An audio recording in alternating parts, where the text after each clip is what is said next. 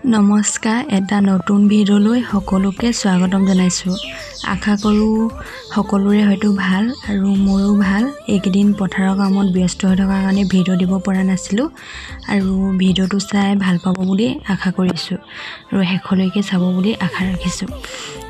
আজি মই বনাব লৈছোঁ 4খন পিটিকা। তাৰনো কি পিটিকা বনাইছোঁ আৰু কেনেদৰে পিটিকা বনাইছোঁ তাকে ভিডিঅ'টো চাই যাওকচোন।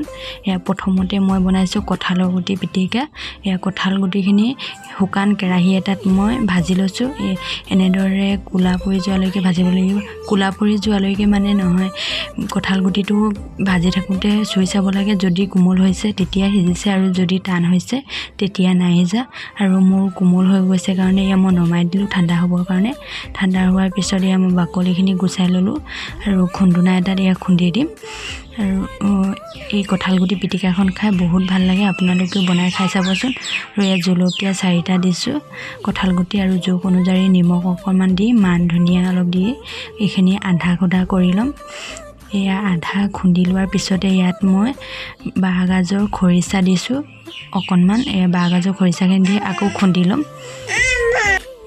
আমাৰ প্ৰথমখন পিটিকা তৈয়াৰ হৈ গ'ল, কঁঠাল গুটি পিটিকা। এতিয়া মই আন এখন পিটিকা বনাব লৈছোঁ। তাৰ কাৰণে মই ভাতকেৰেলা আৰু আলু বইল কৰি ল'লোঁ। বইল কৰা হৈ গ'ল, ঠাণ্ডা হ'বলৈ থৈ দিয়া হৈছিলে। আৰু কেঁচা জলকীয়া 4টা দিছোঁ। জলকীয়াটো আপোনালোকৰ নিজৰ লগত কথা কিমান খায়। আৰু এই পিটিকাখনত পিঁয়াজ অলপ সৰহকৈ দিলে ভাল লাগে। নিমখ জোখ অনুযায়ী নিমখ অকণমান দি আৰু মিঠাতেল অকণমান দি এইখিনি মই পিটিকি ল'ম। পিটিকিবইনো সকলোৱে জানেই, সেইটো কাৰণে মই অলপ অলপকৈ দেখাইছোঁ। পিটিকি লোৱা হৈ গ'ল। আৰু এই ভাতকেৰেলা আৰু আলু পিটিকাখনো খাই বহুত ভাল লাগে। আন এখন পিটিকা বনাবলৈ মই মাছ ভাজি ল'লোঁ। মাছখিনি ভাজি লোৱা হৈ গ'ল। আৰু ইয়াত মই জোখ অনুপাতে পিঁয়াজ অলপ দিছোঁ। এই পিটিকাখনত পিঁয়াজ অলপ সৰহকৈ লাগে, তেতিয়া ভাল লাগে খাই। আৰু জলকীয়া 4টা দিছোঁ, নিমখ অকণমান দিছোঁ। এইখিনিতে মই পিটিকি ল'ম। আৰু এই পিটিকাবিলাক যে গৰম দিনত বনাই খাবলৈ খুব ভাল, মানে পানী দিয়া ভাতৰ লগত খাবলৈ কাৰণে, পঁইতা ভাতৰ লগত।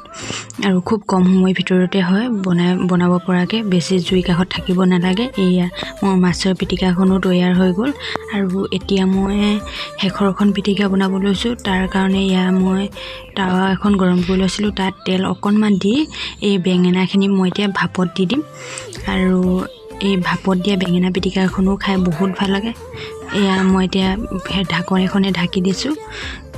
তাৰপিছত এতিয়া মই পটককৈ হৈ গ'ল মোৰ বেঙেনাখিনি ভাপত দিয়া। আৰু এতিয়া মই পিঁয়াজ অলপ কাটি লৈ এতিয়া জলকীয়া 3টা দি দিছোঁ। আৰু এতিয়া বেঙেনাখিনি মই পিটিকি ল'ম। আৰু মোৰ বেঙেনা পিটিকাখনো তৈয়াৰ হৈ গ'ল। আৰু আজি ভিডিঅ'টো চাই কেনেকুৱা লাগিলে জনাবচোন দেই। আৰু এই আটাইকেইখন পিটিকাৰে খাই বহুত ভাল লাগে, আপোনালোকেও বনাই খাই চাবচোন।